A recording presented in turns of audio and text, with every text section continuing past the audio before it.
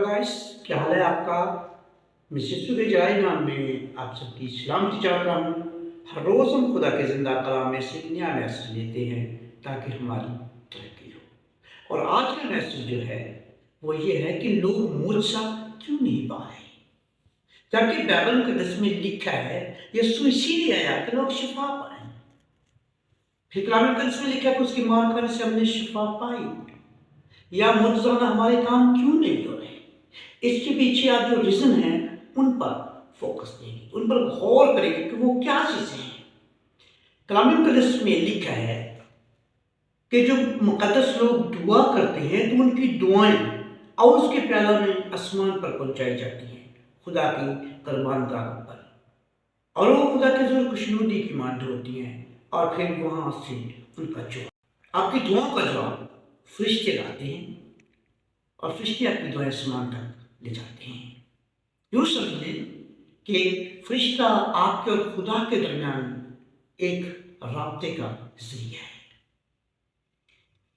इसलिए मुमकिन है कि पहले खुदा ही आपकी सुनता हो, पर जब हमारे बाप दादा ने बियाबान में एक बिछड़ा बनाया, खुदा को रंजीदा किया, तब खुदा ने मूसा से कहा कि मैं इसको अब छोड़ दूंगा।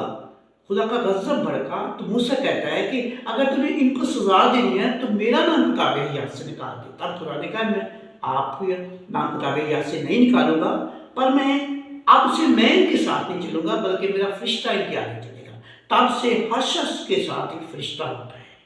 मसीह का फरिश्ता था, पतरस का फरिश्ता, ये बाइबल में हवाले मिलते हैं।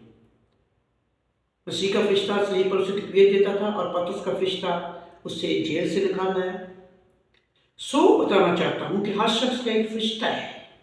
जब आप दुआ करते हैं तो आपकी दुआओं को खुदा के हजूर ले जाते हैं, राब्ते का जरिया बनते हैं। फरिश्ता यानी आपकी दुआओं के वसीला से आपका खुदा के साथ कनेक्ट होता है, खुदा के साथ राब्ता होता है। आप दुआ से खुदा के साथ राब्ता में होते हैं, खुदा से बातचीत करते हैं। दुआ आपकी काल का जरिया है खुदा के साथ। आपका फरिश्ता कमजोर पड़ जाता है, अब कई दिनों तक दुआ ही नहीं करते तो आपका फरिश्ता खुदा के हजूर नहीं जाता, वो इंतजार में रहता है कि आपकी दुआ लेकर जाओ, और फरिश्ता कमजोर होता है। क्योंकि जब खुदा के हजूर जाता है तब उससे वहां से पावर मिलती है। इसे अगर देखना चाहते हैं तो देखिए, मूसा 40 दिन और 40 रात तक खुदा के हजूर रहा, और जब वो नीचे उतरकर बनी इसराइल कौम के पास आया तो उसके चेहरे को देखा नहीं जा रहा था, क्योंकि खुदा के हजूर से उसे पावर मिली थी, उसे ताकत मिली थी, चिराग मिला था।